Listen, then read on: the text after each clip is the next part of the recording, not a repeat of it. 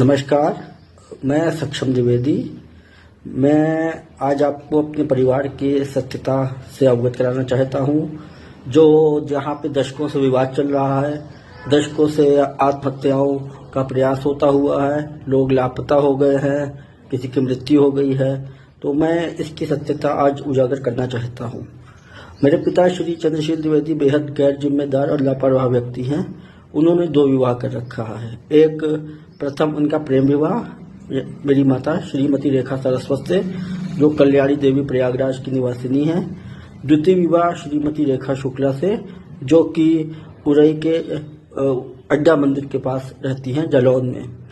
तो इनके इस रवैये के चलते, इनके लापरवाही और गैर जिम्मेदार रवैये के चलते हमारा जो सबसे बड़ा भाई था सत्यम, वो कुपोषण का शिकार हो गया और उसकी मृत्यु हो गई। इसके उपरांत सिर्फ मेरे बाबा जब तक जीवित थे, डॉक्टर रामशंकर द्विवेदी, सारे बच्चों का पालन पोषण उनके कारण हो सका।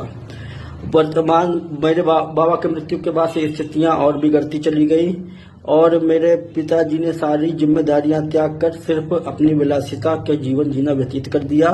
मेरे पिताजी के पास 3 अचल संपत्ति है। प्रथम 20 नया कट्टा दिलकुशा प्रयागराज, जो मेरा जन्म स्थान है, जहां से उन्होंने मुझे निकाल दिया है। द्वितीय तुलसी नगर उरई जिला जालौन में। तृतीय नौकुचिया ताल जिला नैनीताल में। इस तरह के 3 इनके पास अचल संपत्ति है। हमारा कुरहना आलमगीर गांव है, वहाँ मेरा पैतृक खेत है। उसका भी ये सारा अनाज और सारा आय ये खुद रख लेते हैं, किसी भी बच्चे को नहीं देते हैं और इनके किसी भी पुत्र के पास किसी भी प्रकार की अचल संपत्ति नहीं है। मेरे बड़े भाई शिवम द्विवेदी जो अधिवक्ता हैं, वो घर में इन्होंने ऐसा भयमुक्त और विषाक्त वातावरण बना रखा है, जिसका सीबीआई में उल्लेख भी है। वो वहां छोड़ के खुद किराए पे रहने को मजबूर हैं। इन्होंने पूरा 20 नया कट्टा दिलकुशा, जो मेरा जन्म स्थान है, प्रियम द्विवेदी को दे रखा है। प्रियम द्विवेदी मध्य प्रदेश में रहता है, वो मध्य प्रदेश में लेक्चरर है और उसका ससुराल मेरे घर में रहता है। उसका ससुराल का मेरे घर में कब्जा है। उसके ससुराल के कई लोग अपराध में लिप्त हैं, उनके खिलाफ आपराधिक मुकदमे दर्ज हैं। अपहरण, लूट, फर्जी पुलिस बन के लूट करना, 420 करना, इस प्रकार के मुकदमे उनके ऊपर दर्ज हैं। और अभी हाल ही में उनके ऊपर एक आत्महत्या को उकसाने का मुकदमा भी दर्ज हुआ, जो कि उनकी एक दारागंज में विवाह हुआ था वहां पर। इस तरह से मेरे पिताजी ने स्वयं मुझको मेरे जन्म स्थान से हटाकर वहां पर ससुराल वालों का कब्जा करा के रखा है और वो उनके पूरे नियंत्रण में है। तो इसी क्रम में एक मेरा छोटा भाई रक्षम द्विवेदी भी मेरा एक छोटा भाई लापता हो चुका है। उसमें सीबीआई की जांच हुई और सीबीआई की जांच ने साफ साफ बताया कि मेरे पिताजी के 2 विवाह के चलते और घर के विषाक्त वातावरण के चलते वो घर छोड़कर चला गया है।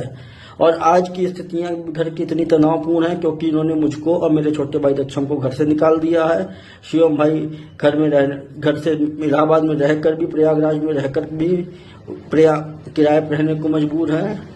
सारे पुत्र अपना जीवन निर्वहन अपने तरीके से कर रहे हैं। ये किसी भी प्रकार से सहयोग की बात छोड़िए, उसको शोषण और मानसिक यातना देने का प्रयास करते हैं।